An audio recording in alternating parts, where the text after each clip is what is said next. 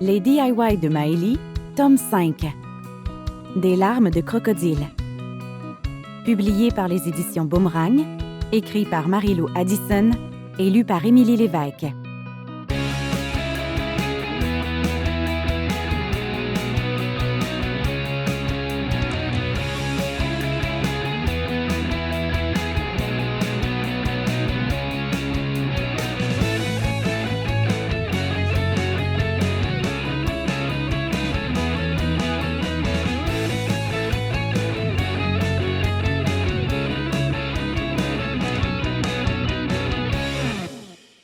Merci à Catherine qui m'a poussée à faire mes premiers DIY filmés. Les DIY de Maëlie, pantoufles. Bonjour tout le monde! Noël est dans moins de 2 jours, comme vous le savez déjà. Il serait peut-être temps que je me décide à confectionner le cadeau que je compte donner à mon oncle, enfin, à Sam, celui qui m'accueille chez lui. Désolée, c'est compliqué.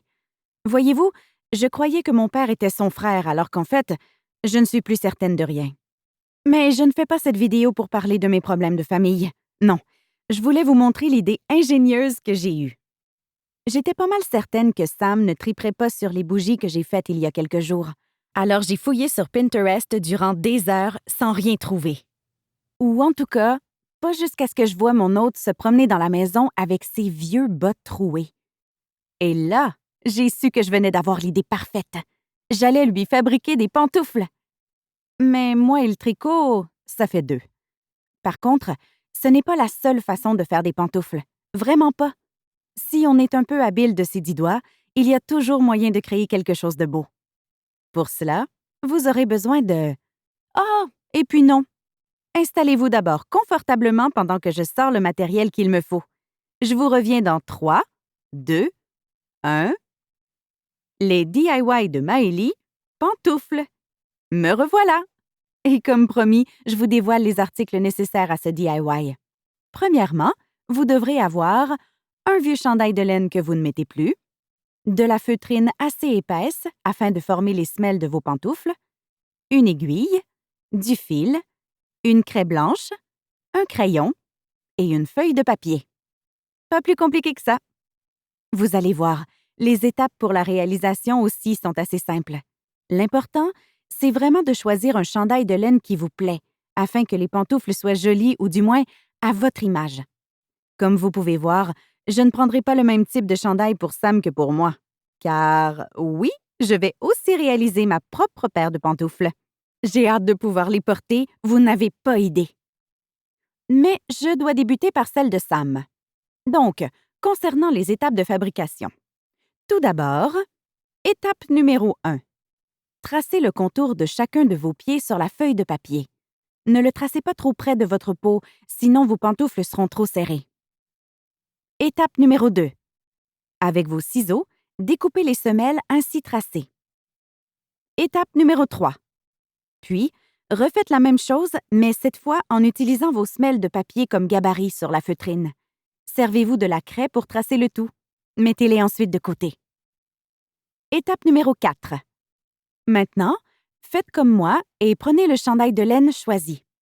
Toujours avec la semelle découpée dans le papier, tracez une grande partie dans le chandail. De cette grosseur environ. Regardez. Ça vous servira pour le devant de la pantoufle. On doit aussi découper une grande portion du chandail qui servira pour les côtés de la pantoufle. Ce n'est pas évident à décrire, alors je vous conseille de bien regarder ce que je fais. Étape numéro 5. Nous sommes rendus à l'étape de la couture. Ce n'est pas ma préférée. D'ailleurs, pour ceux et celles qui détestent coudre, j'imagine que vous pourriez utiliser un fusil à colle, mais je ne sais pas à quel point ça résisterait à un lavage. À voir. Donc, vous assemblez chacune des parties avec le fil et l'aiguille. Laissez-moi vous montrer le résultat. Tadam! C'est beau, hein? Et attendez une minute que je les enfile. Oh, qu'elles sont belles! Je les adore! Celles-là seront à Sam. Elles sont super chaudes et douces grâce au chandail que j'ai utilisé. Je vais maintenant commencer à fabriquer des pantoufles pour moi. Et tant qu'à y être, je crois que je vais aussi en faire à mon grand-père. Je vous montre de quoi elles auront l'air dès que je les aurai terminées. Je suis de retour! Et cette fois, Je n'ai plus une seule paire de pantoufles, mais 3. Le plus génial, c'est qu'il n'y en a pas une pareille. Elles sont toutes différentes, mais pourtant vraiment belles à leur façon. J'espère que vous avez aimé ma vidéo et que ça vous a donné le goût de fabriquer vos propres pantoufles vous aussi. Écrivez-moi vos commentaires et n'hésitez pas à me faire un thumbs up. Abonnez-vous aussi à ma chaîne si vous voulez d'autres idées de DIY. 2703 visionnements. Les DIY de Maëlie, publiés le 22 décembre. Puisque je n'ai pas encore eu le temps de fabriquer le cadeau de Noël de Sam, je me lance dans la fabrication de pantoufles. 256 commentaires. Balles de laine. Oh, c'est joli! J'adore l'idée, même si je préfère les tricoter moi-même. Les DIY de Maëlie. Oui, mais pour ça, il faut être doué en tricot, ce qui n'est pas mon cas. Balles de laine. Tout s'apprend. Mao 346. Si on n'a pas de vieux chandail de laine, on fait quoi? Les DIY de Maëlie. Peut-être qu'un coton ouaté ferait l'affaire. Faudrait essayer. Mao 346. Bonne idée. Ça, j'en ai des tonnes. Pam. Oh, j'en veux moi aussi des pantoufles comme ça. Les DIY de Maëlie. Je te montrerai comment t'y prendre. Promis. Pam. Tu pourrais pas plutôt m'en faire une paire comme cadeau de Noël? Émoticône d'un bonhomme qui pleure de rire. Feutrine. Je prends toutes les idées avec de la feutrine. J'adore ce matériel. Les DIY de Maëlie. Oui, ça se manipule super bien. Feutrine. Tellement. Esteban. Je m'ennuie déjà de toi, princesse. Pam.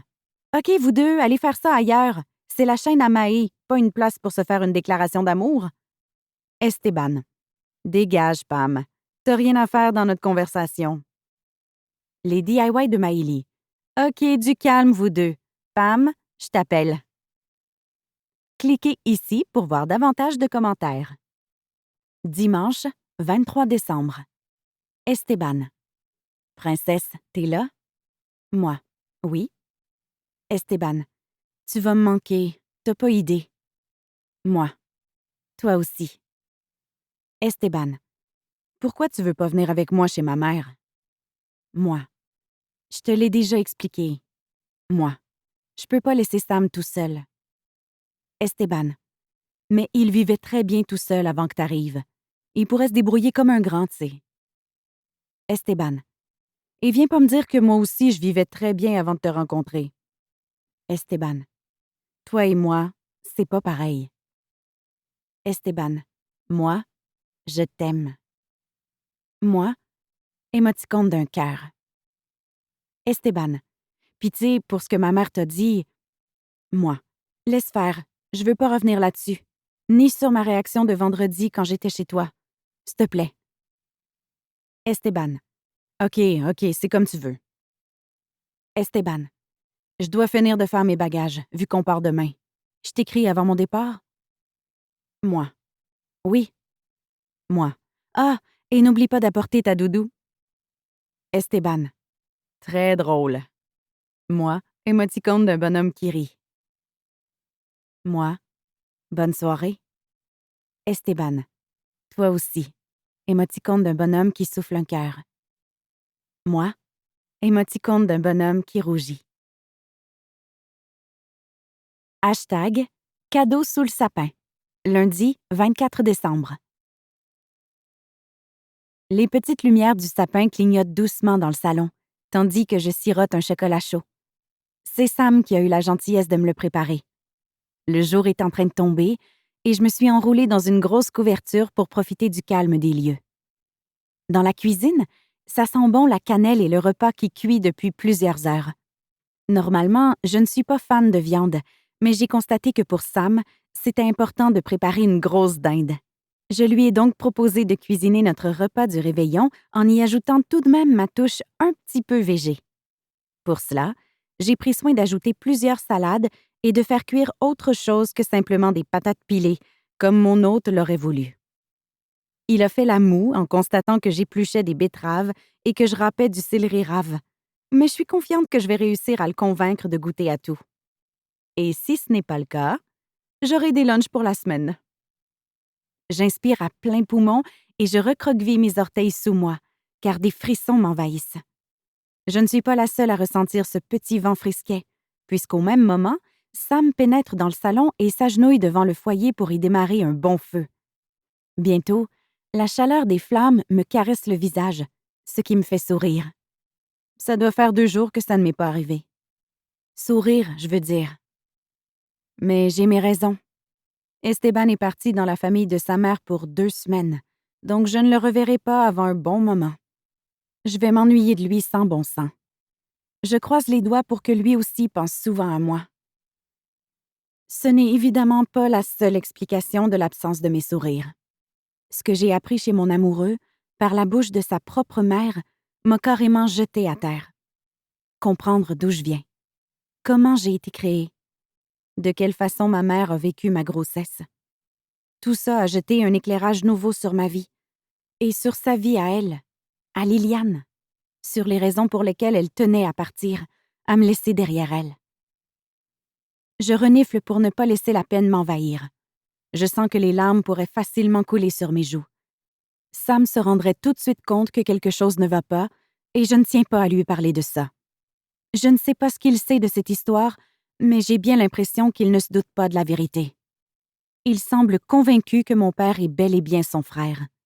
Et que si ce n'est pas le cas, ce n'est pas le résultat d'un viol, mais plutôt d'une infidélité de ma mère. Si seulement. Pour ne pas permettre à ces pensées déprimantes de s'incruster plus profondément dans ma tête, je repousse ma couverture et me lève pour aller voir où en est la cuisson de la dinde. Mon grand-père aimé est censé venir passer la soirée avec nous. Je suis contente, car je n'ai pas envie d'être seule avec Sam. Il n'est pas très jasant, alors je pourrais facilement retomber dans la morosité. J'aurais aimé pouvoir texter Pam, mais elle n'est pas tellement disponible. Elle a une grosse famille, m'a-t-elle expliqué, et beaucoup de gens dormiront chez elle durant les vacances, dont ses horribles petits cousins. Elle a tout de même pris le temps de me souhaiter un joyeux Noël ce matin, au cas où elle ne pourrait pas me texter avant que ses visiteurs soient tous repartis. Mon amie ne sait rien de mes états d'âme. Je n'ai pas eu le temps de lui raconter ce que j'ai appris vendredi dernier. Mais je vais sûrement le faire dès que nous allons nous revoir, après la folie des parties des fêtes. De son côté, du moins, car en ce qui me concerne, je doute que Sam m'entraîne dans 1001 fêtes. Et ça fait bien mon affaire, me dis-je, en enfilant mes grosses mitaines de four pour tirer délicatement la grille. La chaleur me fait plisser des yeux lorsque je soulève le couvercle de la rôtissoire. Avec un tube, j'aspire le bouillon et j'en arrose généreusement la viande, comme ma mère adoptive me l'a si bien enseigné. C'est avec elle que j'ai appris à cuisiner. Elle a toujours été très douée en cuisine. En tout cas, quand elle se donne la peine de faire à manger. La plupart du temps, quand j'habitais avec mes parents, ils ne faisaient que rapporter des plats déjà tout préparés en revenant du travail. Je remets le couvercle et repousse la grille avant de me relever. Je me tourne ensuite vers Sam, qui est retourné s'asseoir à la table pour terminer son sudoku. Il aime ça et il en fait souvent, ce que je trouve attachant. Mon regard se pose sur ses pieds et surtout sur un de ses gros orteils. Je peux l'apercevoir qui dépasse de son bas par un très gros trou. Ça me fait sourire. Pas parce que je veux rire de lui, mais ce n'est pas la première fois que je remarque que ses bas ont des trous. D'ailleurs, pour remédier à la situation, j'ai décidé de lui faire une surprise. Surprise qu'il pourra déballer dès ce soir. Je jette un coup d'œil rapide vers ce qui se trouve sous le sapin. 2 beaux paquets emballés par nul autre que moi-même. Il y en a un pour Sam et un autre pour Aimé. Je leur donne la même chose à tous les deux. J'espère qu'ils seront contents. J'ai travaillé fort pour leur fabriquer ces cadeaux. Grâce aux pantoufles que j'ai confectionnées, leurs pieds resteront au chaud tout l'hiver. Hier, pendant que je les faisais, j'ai pris le temps de me filmer et de mettre la vidéo sur ma chaîne YouTube. J'avais besoin de me changer les idées et, comme d'habitude, réaliser un DIY était le meilleur remède pour moi. Finalement, je n'ai pas pu résister et je m'en suis aussi fabriqué une paire. Ce n'était pas super compliqué et j'avais seulement besoin de vieux chandails de laine. Je suis allée piger dans les vieilleries que Sam n'utilise jamais et qui traînent au sous-sol. Plongée dans mes pensées, ça me prend un moment pour me rendre compte que je viens de recevoir un texto. Oh! Est-ce que Pam a réussi à semer ses petits cousins? Je me débarrasse de mes gants de four et fouille dans ma poche pour en sortir mon cellulaire. Le message ne provient pas de mon ami, mais d'Esteban. Esteban. Salut, princesse. Je suis enfin arrivée chez ma grand-mère. On est loin l'un de l'autre, c'est fou. Moi. Salut. Esteban. Ça va? T'as pas l'air de filer? Moi. Mais non, je vais très bien. Pourquoi tu me demandes ça? Esteban. Ben, je sais pas. Je me sens comme si j'étais à l'autre bout du monde. J'aimerais ça te voir la binette. Moi. On peut se FaceTimer si tu préfères. Moi. Mais je t'avertis, je suis pas peignée. Esteban. Tu mettras ta tuque. Moi. Elle commence à être maganée. Esteban. De toute façon, t'es toujours belle. Esteban. Je t'appelle. 2 secondes plus tard, son visage apparaît sur l'écran de mon téléphone. Je lui souris, puis me lance dans le résumé de ma journée. Il fait pareil avec la sienne, même s'il l'a passée sur la route. Je m'ennuie déjà. Et j'en viens à me demander comment je vais faire pour traverser les 2 prochaines semaines loin de lui. Hashtag dinde brûlée. Lundi, 24 décembre. Je sors de ma chambre en trombe lorsque l'alarme d'incendie se déclenche, 1 heure plus tard. Zut de zut! J'étais en train d'oublier la dinde, moi! Je déboule l'escalier et passe près de me rompre le cou, mais je parviens tout de même à atteindre le bas des marches en un seul morceau. Je me précipite vers le four, devant lequel Sam se tient déjà. Il essaie de faire évacuer la boucane qui en sort en secouant fortement son cahier de sudoku. Peine perdue. L'alarme sonne toujours aussi fort au-dessus de nos têtes. Je hurle à mon hôte d'aller l'arrêter, tandis que je m'occupe de sortir l'oiseau calciné. Et c'est le cas de le dire. Je constate avec dépit que l'animal est d'un noir horrible. Je ne sais pas ce qui s'est passé, mais on dirait que j'ai mis la température à broil sans m'en rendre compte. Visiblement, on ne va pas se régaler ce soir. Par chance, il nous reste toujours les délicieuses salades que j'ai pris la peine de préparer, mais je doute que Sam accepte de s'en contenter.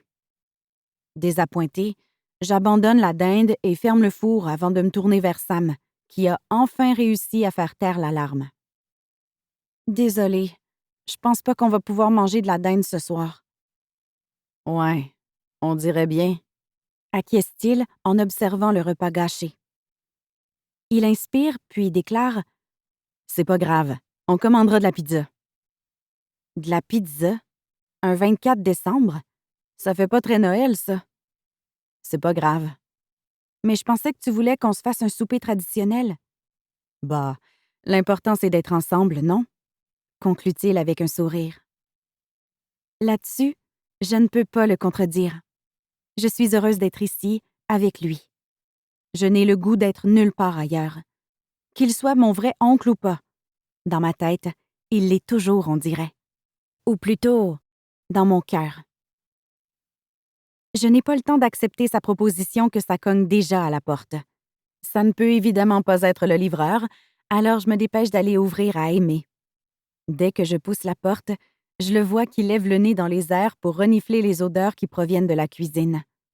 Avant qu'il ait eu le temps de faire un commentaire, je confirme. Oui, j'ai brûlé la dinde. Elle était occupée à parler à son petit chum, marmonne Sam en approchant. Son petit chum. Quelle expression démodée. Je m'abstiens tout de même de répliquer quoi que ce soit et j'invite mon grand-père à entrer. Je vais tout de suite appeler pour commander de la pizza, mentionne Sam, à la recherche de son nouveau cellulaire qu'il a fini par s'acheter après que j'ai longuement insisté. Il le trouve sous un coussin du divan après avoir fait le tour du rez-de-chaussée en grognant. Avant qu'il passe sa commande, je lui demande s'il est possible d'en prendre une végétarienne. Mon grand-père fait la moue, ce qui incite Sam à commander une pizza extra bacon pour lui et Aimé et une végé pour moi. En attendant qu'elles arrivent, j'installe la nappe, je sors les couverts et je pose les condiments sur la table. Puis, je propose à mon grand-père de lui servir quelque chose à boire. Il accepte avec plaisir, tout en allant prendre place au salon, devant notre sapin. Mais avant de s'asseoir, il fouille dans la poche de son pantalon et en sort un petit paquet. Il met un genou à terre et tente de cacher le cadeau derrière ceux qui s'y trouvent déjà. S'il pense que je ne l'ai pas vu faire. Je l'observe du coin de l'œil et le vois se relever. Il fait ensuite un sourire innocent à Sam, qui revient dans le salon après être allé déposer son téléphone dans la cuisine. Je vais les rejoindre, 2 verres de boisson gazeuse dans les mains pour les leur offrir. Merci, Maëlie. Viens donc t'asseoir avec nous autres, m'indique Aimée en me pointant la chaise berçante, face à lui. J'y prends place quand un frisson me traverse le corps. Aussitôt, Sam s'excuse du froid et va fermer les fenêtres qu'il a pris soin d'ouvrir lorsque la fumée a envahi le rez-de-chaussée. Pendant qu'il s'exécute, je me relève pour prendre ma couverture, abandonnée sur le sofa un peu plus tôt, et m'enrouler douillettement dedans. Je pourrais profiter de la présence de mon grand-père pour lui poser les questions qui me taraudent depuis vendredi. Essayer de creuser le sujet de ma conception, en savoir davantage, connaître enfin la vérité, mais... On est la veille de Noël. Ce n'est peut-être pas le moment. Est-ce que ça existe vraiment de toute façon, le bon moment? J'en doute. Pas quand ce qu'on veut demander, c'est si quelqu'un connaît l'identité de mon violeur de père. Je retiens un soupir et m'emmitoufle davantage dans ma couverture. Un silence bienveillant nous entoure, que mon grand-père brise en se raclant la gorge. Il murmure ensuite, visiblement un peu gêné. Tu devrais regarder sous le sapin. Me semble que j'y ai vu un paquet pour toi. Ah, et ce paquet, ce serait pas toi, par hasard, qui l'aurait mis là? Moi? Dit-il en levant les mains devant lui. Aucune idée. Je rigole en repoussant ma couverture pour me relever. Sans hésiter, je glisse la main sous les branches du sapin et retire le cadeau qu'il m'a apporté. Je savais où il était, alors je n'ai pas eu à le chercher bien longtemps. Les 2 hommes m'invitent à l'ouvrir sans plus attendre, ce que je fais aussitôt. Je déchire le papier en me disant tout de même que c'est dommage de gaspiller ainsi. L'an prochain, promis, je fabriquerai assez de sacs en tissu pour que nous n'ayons plus à utiliser du papier qui se retrouvera dans le recyclage. Ou pire, dans les poubelles. Mais je ne me préoccupe déjà plus de ce détail. C'est que je viens de comprendre ce qui se cache sous le papier. Ce sont plusieurs billets de 20 $ qu'il a pris soin d'enrouler ensemble. Je retire l'élastique et compte rapidement les billets. Il y en a 5, pour un total de 100 $. Wow! C'est un gros montant! Un peu mal à l'aise, je marmonne des remerciements, mais trouvant que ce n'est pas suffisant, je saute sur mes pieds et vais enlacer mon grand-père. Cette fois, c'est à son tour d'être gêné. Je retourne ensuite à ma place, le cœur gonflé de reconnaissance. Pour ne pas être en reste, Sam m'indique « Bon tant qu'à être dans la distribution de cadeaux, j'en ai aussi un pour toi. » Il ramasse un paquet fermé d'un large ruban et vient le poser sur mes genoux. Ça devrait te plaire. J'étais pas sûre pour les couleurs, mais ton amie Pamela m'a aidé un peu. Pamela? Tu as parlé à Pam? Sans prendre la peine de répondre, il me pointe le cadeau du menton, visiblement nerveux. Pour ne pas le faire languir plus longtemps, je m'empresse de défaire le ruban et de soulever les rabats de la boîte. Et là, un large sourire éclaire mon visage. Je passe doucement mes doigts sur la laine noire. Je frotte les oreilles de chat rose. Je me penche pour renifler l'odeur de la nouveauté. Et enfin, les yeux brillants de joie, je saisis la tuque pour la poser sur ma tête. Une nouvelle tuque aux oreilles de chat. Je ne sais pas où il a réussi à la dénicher, mais peu importe. C'est clairement le cadeau le plus incroyable que je pouvais recevoir. Pour mon plus grand plaisir, cette tuque remplacera l'ancienne, toute déchirée. Hashtag Pizza de Noël, lundi 24 décembre. Sam referme la porte, les 2 pizzas dans les mains, et s'écrie « La pizza de Noël est arrivée! » Aussitôt, je m'empresse de sortir les salades du frigo pour les poser fièrement sur la table, tandis que mon grand-père entre dans la cuisine en reniflant le contenu des bols. Visiblement, il n'est pas emballé. Tant qu'il y goûte, ça fait mon affaire, mais qu'il ne grimace pas à la simple vue de ce que j'ai préparé, par exemple. Je ne lui laisse pas le choix et je lui sers une petite portion, tout comme à Sam et à moi-même. Puis, je m'assois et plonge ma fourchette dans mon plat. C'est vraiment délicieux. Mais je comprends vite que mes deux compagnons préfèrent se régaler avec la pizza qui a été commandée. Je les accompagne et me sers à mon tour une pointe de la mienne, recouverte de légumes. Ce n'est pas long que je sens mon ventre se gonfler, alors je repousse mon assiette et pousse un petit soupir de bien-être.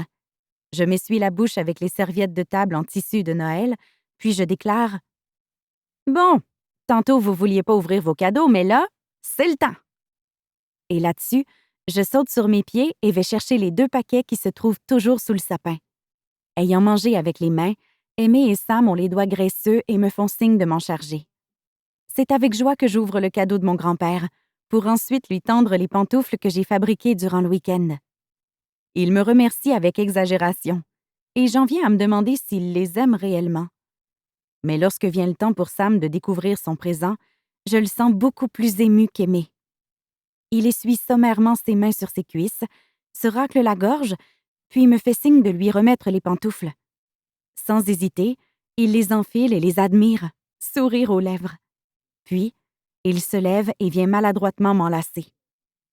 Je réponds à son geste avec tout autant de gaucherie, mais tout de même le cœur léger. Je sais bien que notre relation n'est pas parfaite, que nous peinons parfois à nous dire les vraies choses, à mettre carte sur table ou à étaler nos émotions. Mais s'il y a une chose de vraie, c'est que nous tenons l'un à l'autre. Du moins moi, je tiens à lui. Beaucoup. Après ces embrassades malaisantes à souhait, nous desservons la table et allons prendre place au salon pour regarder le foyer et écouter la musique de Noël qui joue à la radio. Sam a sorti une petite radio portative qu'il a installée sur la table basse. C'est une vieille chose qui griche un peu, mais qui réussit à capter les ondes du coin comme elle le peut, grâce aux 2 grandes antennes placées sur le dessus de l'appareil. La soirée s'annonce un peu morne malgré tout, car après le repas, le déballage de cadeaux et la musique, nous n'avons pas grand-chose à nous dire finalement. Aimée se berce en fixant le vide, tandis que Sam somnole dans son coin. Ouais, un gros party du réveillon, quoi. Toutes les 30 secondes, je jette un œil à mon cellulaire, si bien que je ne rate pas le message qui entre 1 heure plus tard. Il provient de Virginie. Pourquoi m'écrit-elle? N'a-t-elle pas mieux à faire de son réveillon? Il faut dire que je n'ai pas à parler. Moi aussi, je m'ennuie à mourir, et je préférerais aller m'enfermer dans ma chambre soit pour y filmer des DIY, soit pour faire des recherches sur Pinterest. Intriguée, je pèse sur le message pour le relire, car il a disparu un peu trop vite de mon écran. Virginie. Tu fais quoi demain? Je m'apprête à répondre quand elle m'envoie un second texto. Virginie. Faut vraiment se parler. J'ai appris de nouveaux trucs. Bon, encore cette histoire. Non, mais n'a-t-elle rien d'autre à faire que d'enquêter sur ma mère? Je suis sur le point de lui dire de laisser tomber quand elle ajoute: Virginie, si je te disais que tu as une demi-sœur, tu réagirais comment? Hein? C'est quoi cette histoire? Une demi-sœur? Pour ça, il faudrait que ma mère ait eu un autre enfant, ce qui, à ma connaissance, est totalement impossible. Je ne vois pas pourquoi Sam m'aurait caché cette info. À moins que... Je sens mon visage se vider de tout son sang. À moins que ce soit plutôt du côté de mon père. Mon père que je ne connais pas. Mais visiblement, Virginie, oui. Sinon, elle ne serait pas en mesure d'annoncer un truc pareil. La gorge sèche, je tape une réponse en vitesse. Moi. C'est une blague ou quoi? Virginie. Non. Virginie. Demain, devant la pharmacie, à 13h. Ça te convient? Moi. Oui, oui, je serai là. Virginie. Sois pas en retard, je pourrai pas rester longtemps. Moi. Virginie! Virginie. Quoi? Moi. Pourquoi tu fais ça? Moi. C'est quoi ton intérêt là-dedans? Virginie. Elle s'arrête après ce petit mot lancé dans l'univers. Elle a dû peser trop vite sur envoyer. Je vois apparaître les 3 points indiquant qu'elle est encore en train d'écrire, mais rien n'apparaît. Finalement, elle m'envoie ce simple message laconique. Virginie. Tu verras. Mouais. Tout ça pour ça. Elle a clairement effacé ce qu'elle avait écrit, sinon ça n'aurait pas pris autant de temps pour l'envoyer. Le long soupir que je pousse attire inévitablement l'attention de mon grand-père, qui se redresse sur sa chaise berçante avant de me demander: Ça va pas? Ah non, c'est juste. Mais je ne termine pas ma phrase. Comment expliquer ce que je viens d'apprendre? Et je suis tannée de ces mensonges qui me suivent partout, qui guident quasiment ma vie ces derniers temps. Je fixe Aimé un instant, essayant ainsi de prendre mon courage à deux mains pour ensuite lui poser la question. Toi, tu crois vraiment que mon père, c'est Sébastien, le frère de Sam? Mon grand-père gigote sur sa chaise, signe qu'il est mal à l'aise. Il n'aime pas la discussion qui s'en vient, c'est évident. Pourtant, je m'entête et enchaîne. T'as pas besoin de me conter d'histoire. Je le sais que ma mère a eu... qu'elle est tombée enceinte quand Sébastien était parti. Alors ça peut pas être lui, mon père. Nous espérons que vous avez apprécié cet aperçu. Pour continuer à écouter ce livre audio sur Google Play Livres, utilisez le lien dans la description de la vidéo.